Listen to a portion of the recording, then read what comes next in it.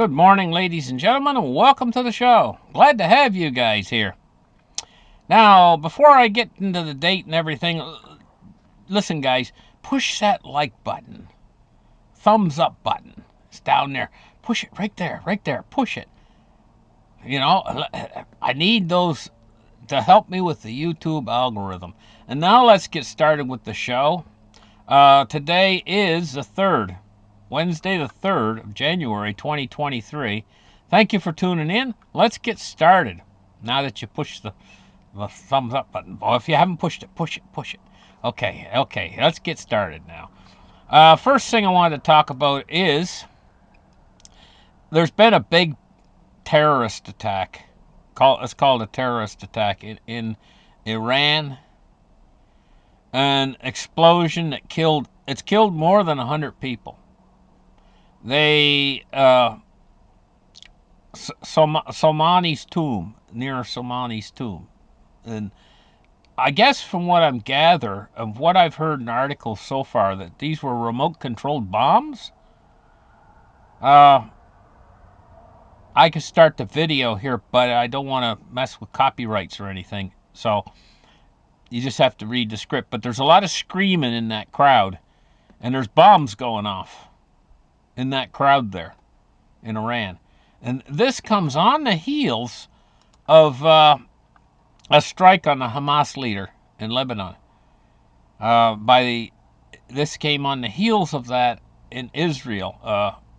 And Israel evidently is bracing itself. A strike on Hamas leader in Lebanon leads to tensions spiking across the Middle East. Well, this is only going to make the tensions a whole lot worse. Plus, we had yesterday that Iranian warship, a destroyer, moving in to the Red Sea, in around the other American destroyers. So this situation could spark off at any moment. And what's interesting about this is there's been an awful lot of warnings coming out recently in the United States and in Canada here and in the West here of worries about a terrorist attack. And what's funny is how it's occurred in Iran.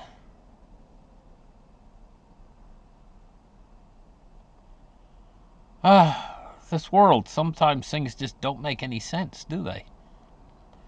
Now, let's move on and take a look at this article on gold. Gold right now is predicted to reach a record high of $2,300 in 2024. Well, you get $2,300 gold, and you're going to see probably above $30 an ounce for silver. Maybe $35, $40 even for silver, because silver will follow gold. It always does. And in the later stages of this game, what happens is silver actually surpasses gold. But that's in the later stages of the bull run. But taking a look here, what do they attribute this for? Well, it says this breakout rally, in quotation marks, or coming around the middle of this year is due to the Federal Reserve's interest rate cuts that they're expecting to come. And I think they're going to come in a big way. In fact, I'm thinking actually for the first time ever, negative rates. I think they're going to have to go there. And there's been some sort of there's been something fishy going on with the bond market over the past few weeks. But we've seen a little bit of the bond market is bounced a little bit. Let's just get in there and take a look here at the 10-year rate.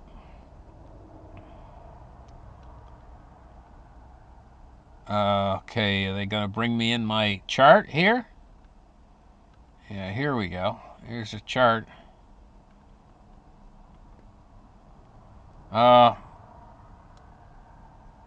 We can see it right here on the tail end of the chart. We were putting in a bottom here at 3.78, and now we're back up to 3.94. This little bounce right here that we've seen in rates. Things were going along pretty good when these rates are being reduced. But now that they're starting to go up again, it's starting to affect the market. We're seeing also affecting the gold and silver price. It's also affecting the dollar. You got to understand the power of the bond market. It's a much bigger market than the stock market, the debt market, the bond market, much bigger. And so it has a bigger, more profound effect upon the overall markets, especially this 10-year rate. And it's going up today. Now, let's get back in there and take a look at this. So they're predicting that when these bond yields fall down later this year, that the gold and silver is going to go up, and I think they're probably right about that. It's way overdue. Now, I'm going to switch the subject here a little bit and talk about this behavioral risk sink. I mean, behavioral sink. It relates to rats and experiments done on rats. And this term, behavioral sink, is a term invented by John B. Calhoun to describe a collapse in behavior that can result from overpopulation. Evidently, they put these overpopulation experiments with rats and stuff. It says that they were in enclosed spaces and they created what they referred to as a rat utopia, but in an enclosed space. Rats were given unlimited access to food and water. It enabled unfettered population growth. And they coined the term behavioral sink because the rats, it has to do with an article reported in February 1st, 1962, titled Population Density and Social Pathology. And they know that it does relate to humans, applicability to humans.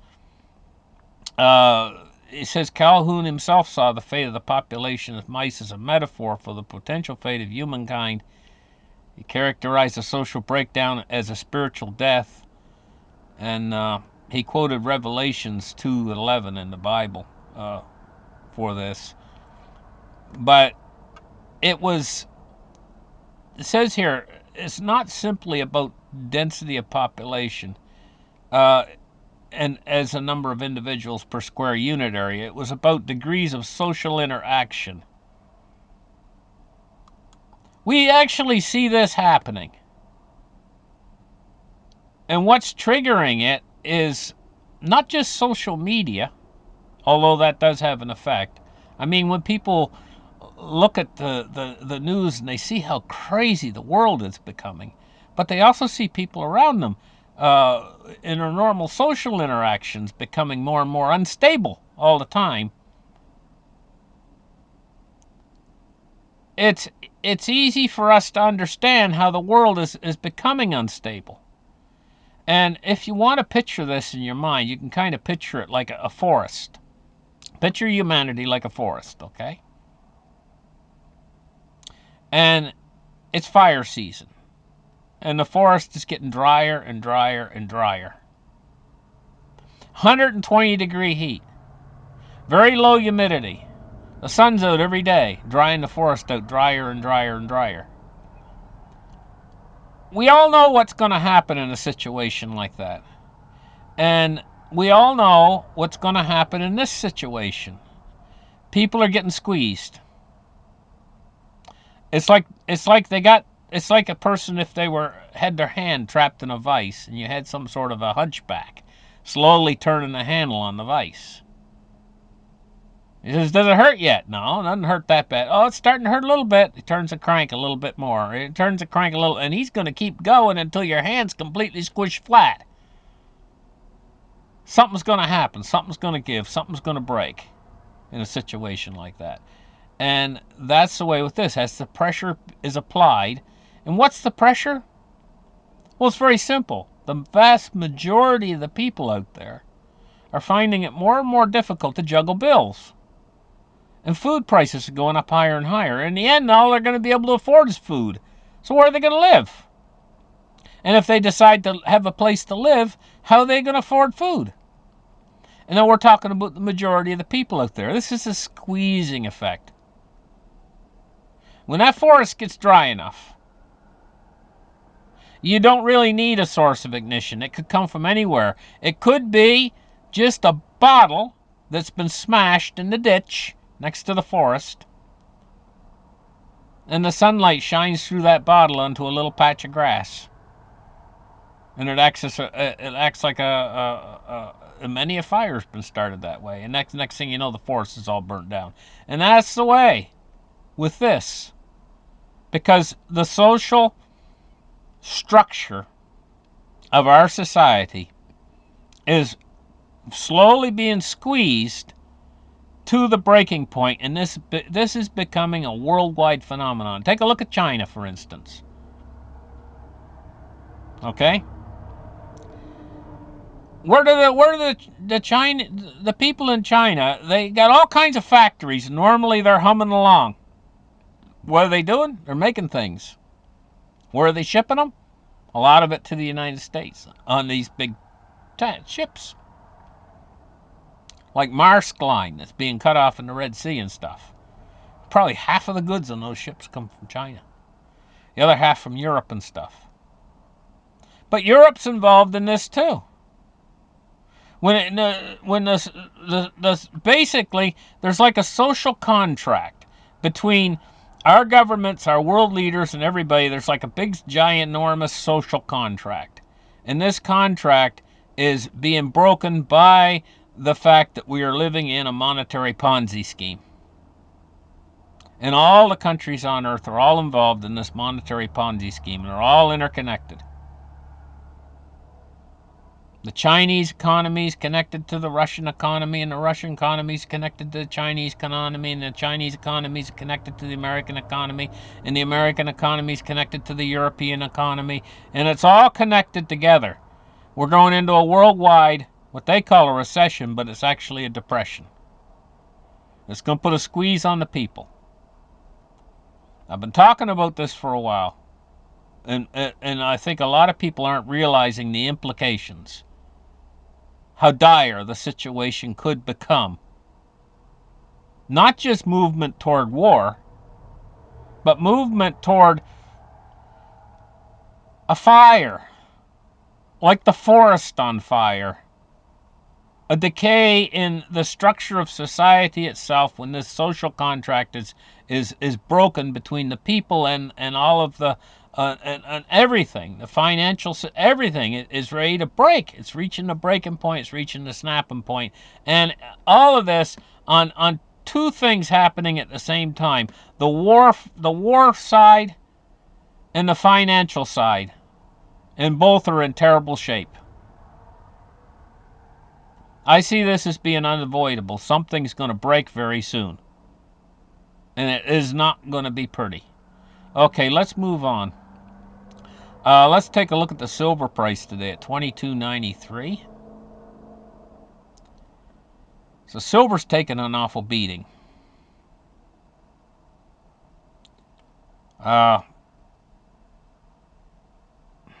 It's down 71 cents, it looks like, or 3%. So here we go with this whole thing. It just keeps repeating itself until it doesn't repeat itself. Taking a look at cryptocurrency today, and crypto's taking a bit of a beating too. Bitcoin is down to 42,951. Ethereum's at 22.27, and XRP's at 57.5 cents. And all have taken a little bit of a beating in the last 24 hours. The Dow Jones Industrial Average has taken a beating. It's down 219 points today at 37,495. So, taking a look here at crude oil, is at 72.70 for crude oil. It's down 2.32. That's $2.32 down. No, plus. What am I saying? Down. Why am I saying down? It's up. $2.32. Probably on news of what's happening with the tensions in the Middle East. And I think there was some sort of a little oil embargo or something going on someplace. I came across that story this morning. But there could be an awful lot of bigger oil embargoes coming pretty soon here, especially if this war heats up. Taking a look at treasuries today. We're looking at rising yields today. We're looking at a 10-year at it's up 1 basis point at 3.95, and the U.S. 30-year is 4.1, and it's up 2 basis points. Taking a look at our dollar index today is at 102.61, and the dollar has been rising. What was this story? I wanted to point this out to you guys. 40 below zero has hit Finland. 42 degrees below zero has hit Finland. 42.8 degrees below zero. This is not normal. Snow, Swedish Meteorological and Hydrological Institutes has issued snow and wind warnings for central and southern Sweden. Moderate to severe icing of ships in a handful of waterways, including the North Baltic Sea and the Gulf of Finland. Now, why I pointed this out to you guys, I want to point out something else. The Atlantic Meridional Overturning Circulation, or the Amoc. I think it's what they used to call the Gulf Stream. But anyway, it's a picture of it, a diagram of it behind my head here.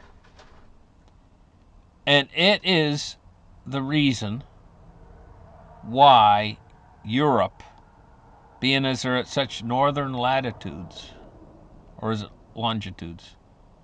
Latitudes, I think. It's the reason why they maintain such warm seasonal temperatures in all of Europe. It's the reason why they're not underneath permafrost. Is this Amoc, Atlantic Meridional Overturning Circulation.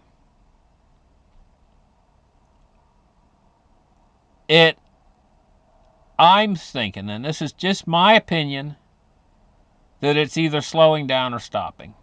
This is what I think's happening. And it could lead to other phenomenon.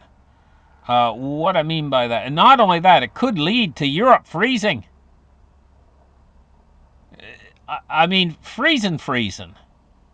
I mean, if this thing stops, if bringing warm water up from the south to warm that region in the north, if that ocean current stops, well, Europe's going to turn into Siberia. And I ain't kidding. And we might be getting right on the edge of this actually happening. Can you imagine what a climate disaster that would be?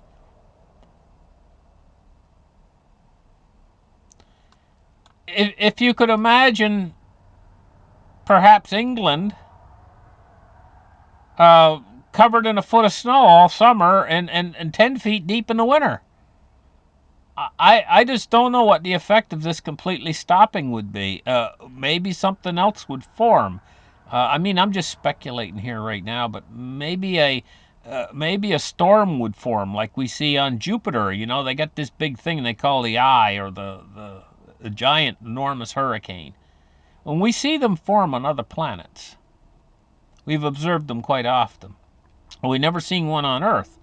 And possibly the reason why we don't see one is because this North Atlantic Meridional Current, the Amoc, is a heat exchanger. And if that heat exchanger is not working good to remove the warm air from the south and the cold air, see, this is what storms feed off of. This is what makes storms. Storms are made by temperature differentials. You get a cold front coming through, for instance. and the warm air out in front of it slides up over it, and it creates these big, enormous, what they call thunderheads, which are actually cumulonimbus. But when they get big enough, they become mesocyclonic. And we all know the results. A mesocyclonic cumulonimbus clouds are what produce tornadoes. We all see those, and we've seen them quite recently, too. Here. Well, that's a mixing of cold and hot air, and it releases energy. It's the exact same thing as when you go out into your yard, and you got in the summertime, you go out into your yard, you stand next to your house, and you got that big box on the side of your house. That's a heat exchanger. It's what they call a heat pump. Feel warm air coming out of it, right? But cold air coming inside your house. And the energy is what changes those temperatures. Well, it works the same way on the Earth. A hurricane or a storm is nothing more than a giant heat exchanger. Well, these ocean currents, they do the same job. So if you remove those, then the temperature of the ocean will become too hot, too stale and hot, and then the temperature near it. In other words, you can do it two ways. You can mix the heat with the cool inside the ocean itself, and that's what this current does. It's a mixer, a giant mixer that brings cool up from the north down south, and it brings the warm water from the south up north, and it mixes them together in water. If you're not mixing them in water, maybe you'll mix them in the air. And if you mix them in the air, you could get a superstorm. One more thing I wanted to point out was there's been a series of earthquakes here on the east coast of the United States. One in New York, one up in, well, anyway, three of them. One in New York, one in Washington. They said cars were shaking back and forth. Dishes were being rattled and falling off shelves. Vibrations in the earth, and there was three of them, and this is very unusual for the east side, the east coast. Was you guys in any of these earthquakes, or did you feel them? Thank you guys for listening to my show. If you haven't pushed that thumbs up button, please push it. And we'll catch you guys in the very next episode. And remember, like and subscribe and push that notification icon. You guys have a great afternoon. Bye-bye.